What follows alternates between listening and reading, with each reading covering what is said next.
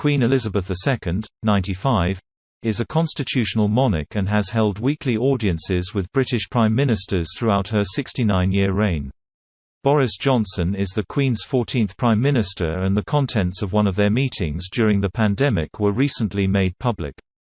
These meetings are usually strictly private affairs, but cameras were brought in to film the first face-to-face one since lockdown began and caught some of the Queen and Prime Minister's exchange.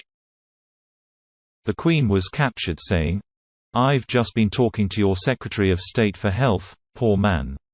He came for Privy Council." She added, "H is full of," to which Mr. Johnson offered, "full of beans." The Queen then told Mr. Johnson the Health Secretary thinks things are getting better, in remarks caught on the microphone. Reacting to this rare insight into the Queen and Prime Minister's dynamic, one royal commentator has claimed Mr. Johnson is likely to find the meetings more challenging than face-offs with opposition leader Sir Keir Starmer. Royal commentator Richard Fitzwilliams told Express.co.uk, "As we gradually move back to a form of normality, Prime Minister Boris Johnson met the Queen face-to-face for the first time in 15 months for their weekly audience yesterday." A brief clip was released, and those who see it will appreciate the Queen's reference to Health Secretary Matt Hancock as "poor man," which undoubtedly refers to the pressure he has been under in these unprecedented times. Mr. Fitzwilliams added, "Conversations between the monarch and her prime ministers are strictly private." The expert claimed the encounter would have been fixed by the palace. He said, "This will have been pre-arranged so as to add a touch of humor to mark the occasion. The Queen is famed for being well informed and may at times pose something of a challenge to Mr. Johnson," the expert claimed.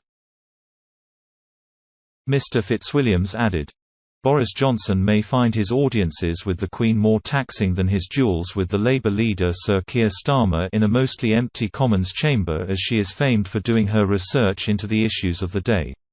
These are strictly private discussions which both will undoubtedly find beneficial in such trying times, and which are thankfully more as they used to be, but only after 15 months.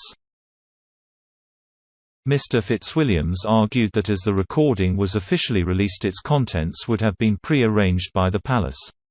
During the pandemic, the meetings were carried out over the phone in keeping with government guidelines. The annual Sovereign Grant Report, which shows the royal family's income and spending for the year, was released on Thursday and shows the Queen was hit by a £10 million shortfall due to the pandemic.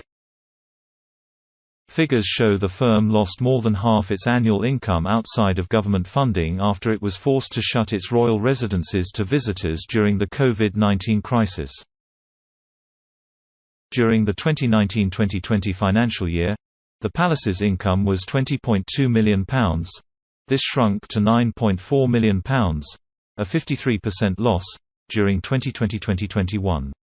The sovereign grant pays the salaries of royal household staff, and from 2020-21 amounted to £51.5 million, 77p per person per year, excluding security. The sum is calculated at 15% of the profits of the Crown lands which George 111 surrendered for the civil list, replaced by the sovereign grant in 2012, in 1760.